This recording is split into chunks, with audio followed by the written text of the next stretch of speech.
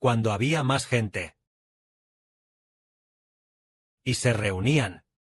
El Señor Jesucristo dijo a los judíos de aquel tiempo: «De Cristo, ¿qué opinan? ¿De quién es hijo?» Ellos respondieron: «Es el hijo de David». Entonces el Señor dijo: «Entonces, David, hablando por el Espíritu Santo, ¿cómo lo llama? ¿Señor al Cristo?»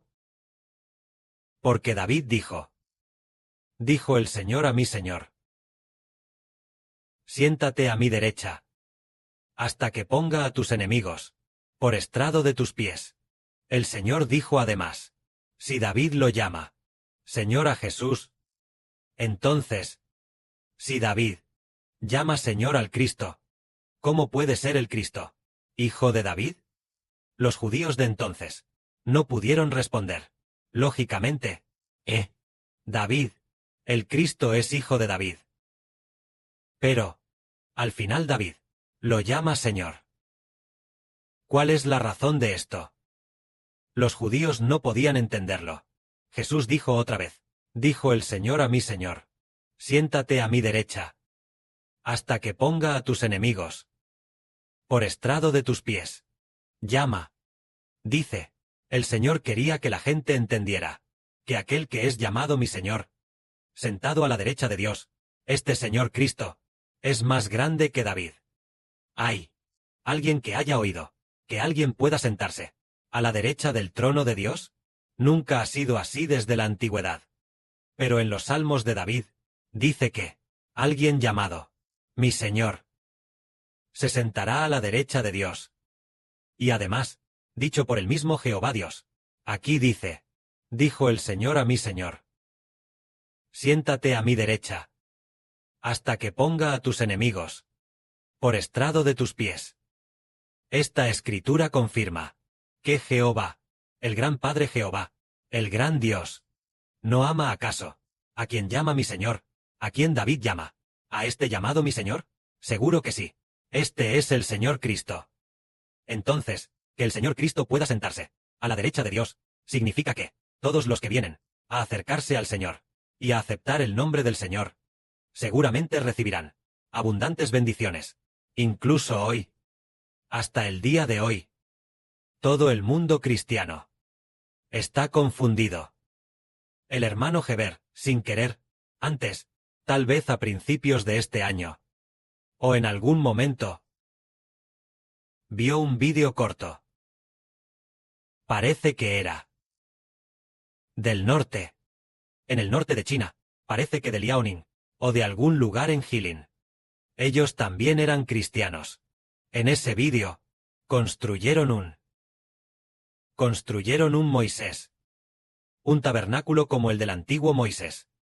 Resulta que fue construido en el campo. ¿Y adentro? Con el candelabro de oro y la mesa de oro. ¿Y adentro? Con el candelabro de oro y la mesa de oro. Estos simbolizan, como en la época del antiguo Moisés, este tipo de tabernáculo. Se parece un poco. Y luego, la filmación también fue adentro. Pero en cuanto al tabernáculo, ¿y afuera? Está desolado. No hay nadie allí para servir a Dios. Heber estaba pensando: estas personas, qué necias son, creyeron en el Señor Jesucristo, y todavía construyen tabernáculos. El Señor Jesucristo es el verdadero tabernáculo. El Señor Jesucristo es el verdadero templo de Dios. Es el tabernáculo de Dios. Y hoy en día, el Estado de Israel en el Medio Oriente, ellos realmente están preparando el tercer templo. E incluso ya han preparado a los sacerdotes del tercer templo. Algunos sacerdotes ya se están capacitando, se capacitan para que, después de que se construya el templo en el futuro, puedan ser elegidos para ser sacerdotes en el templo. Entonces entendemos que Jesucristo es el templo, por lo que hoy el cristianismo y el catolicismo están esperando que en Jerusalén, Medio Oriente, el Estado de Israel, construya un templo para esperar la segunda venida de Cristo. Todos ellos piensan erróneamente que cuando el Señor Jesús venga, irá al templo. No será así. Jesucristo ya se ha convertido en el templo. Entonces, como dijo el Señor, Jehová dijo a mi Señor: siéntate a mi diestra, hasta que ponga a tus enemigos por estrado de tus pies. Entonces, debemos preguntar: ¿es el Señor Jesucristo más grande? ¿O lo es ¿El templo construido por Salomón? ¿Cuál es más grande? El Señor dijo, pues os digo, que los que están aquí, uno hay aquí, que es mayor que el templo. El Señor Jesús es mayor que el templo. Para el Padre Celestial, todo en el universo es como polvo. Pero, para Dios el Padre, Jehová, aunque Él considera el universo como polvo, y también considera su templo en la tierra, como polvo, porque en el futuro, no serviremos a Dios, en el templo de Jerusalén en el Medio Oriente, sino que iremos, al mar de vidrio en el reino de los cielos, iremos a la nueva tierra, a la que desciende del cielo, a la nueva Jerusalén, para adorar a Dios.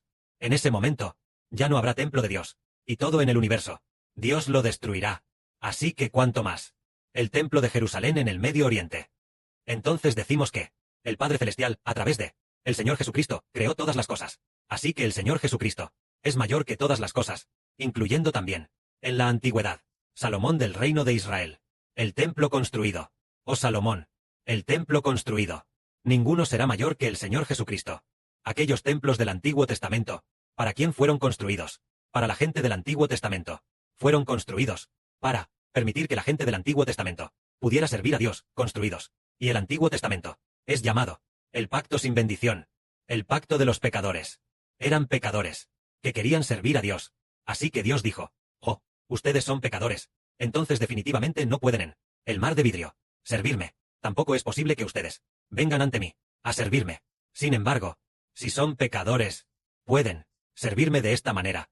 Construyan un templo, y luego, dentro del templo, ofrezcan bueyes y ovejas como sacrificios, para servirme. Pero ustedes nunca verán mi rostro. Es decir, para los pecadores no pueden ver el rostro de Dios. ¿Hay algún pecador que pueda ver el rostro de Dios y seguir vivo? ¿Hay alguno? ¿Qué pecador puede cruzar el universo y llegar al reino de los cielos, al reino de los cielos, llegar ante Dios, para servir a Dios? Ningún pecador puede llegar. Pero los pecadores no pueden llegar al reino de los cielos. No pueden ver el rostro de Dios. Pero a ellos, Dios les tuvo misericordia y dijo, ¡ay! Ustedes son pecadores, están llenos de pecado, y aún así quieren servirme.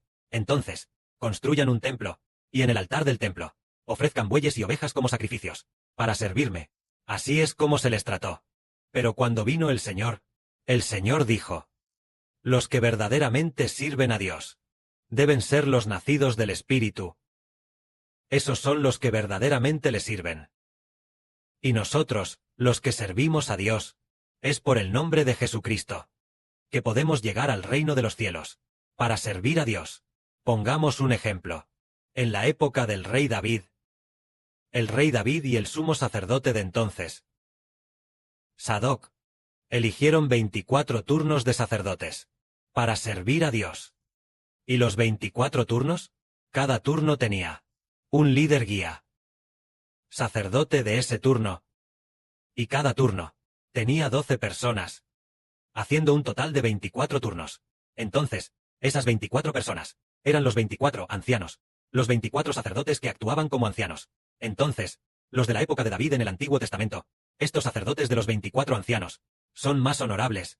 ¿O los de esta época, los sacerdotes de los 24 ancianos, son más honorables? Veamos ahora. ¿Los sacerdotes de los 24 ancianos del Antiguo Testamento, podían ellos ver el rostro de Dios? No, pero los del Nuevo Testamento, los sacerdotes de los 24 ancianos, verán en el futuro el rostro del Padre Celestial.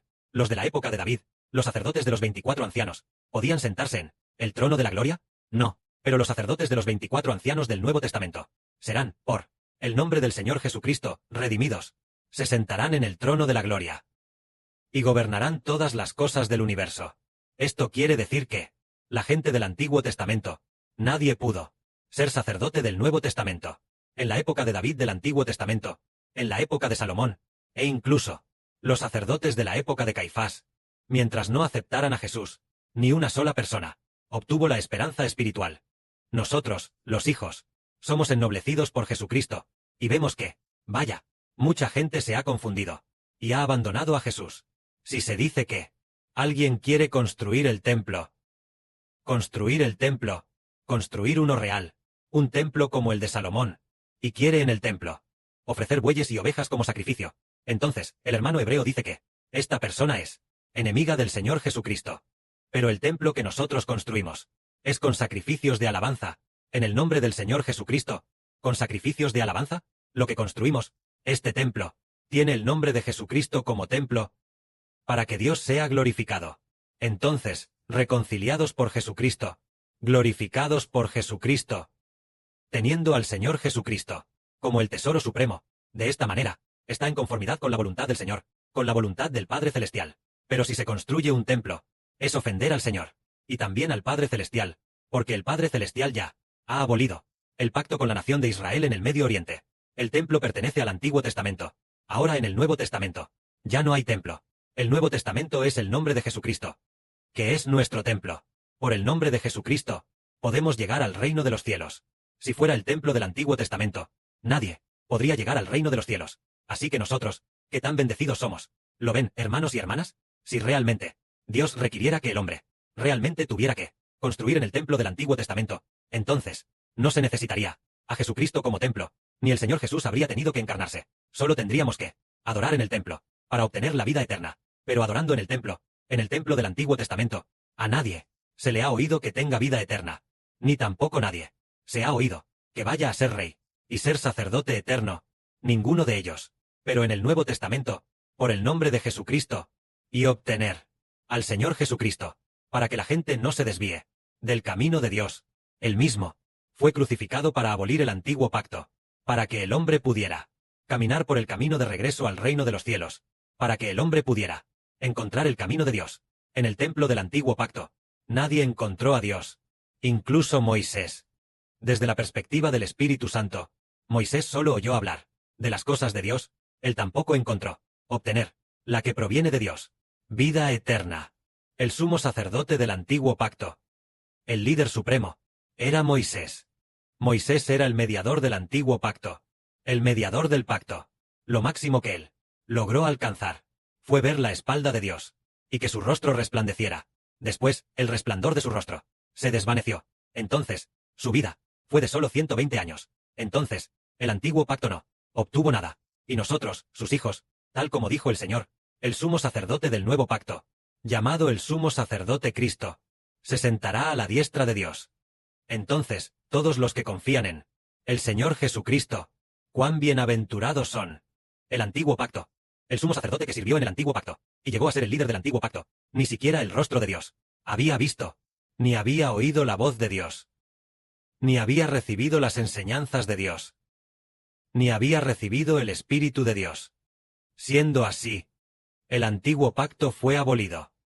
Al ser abolido el antiguo pacto, nosotros obtenemos al Señor Jesús como el nuevo pacto, y en el nuevo pacto, tenemos al Señor Jesucristo como nuestro mayor tesoro. Obtenemos el nombre del Señor Jesucristo como el nuevo pacto, por el cual podemos acercarnos a Dios, y por el nombre del Señor Jesucristo somos ennoblecidos. Solo que en aquel tiempo, el Señor dijo, ¿por qué dijo David? Mi Señor, siéntate a la diestra de Dios. David llamó al Cristo, mi Señor. Entonces, ¿de quién es el Cristo? Hijo. La implicación es que obtener a Cristo trasciende con creces todas las cosas. Es para que nosotros, al obtener al Señor Jesús, obtengamos todo lo que existe, y obtengamos todo lo que Dios ha prometido.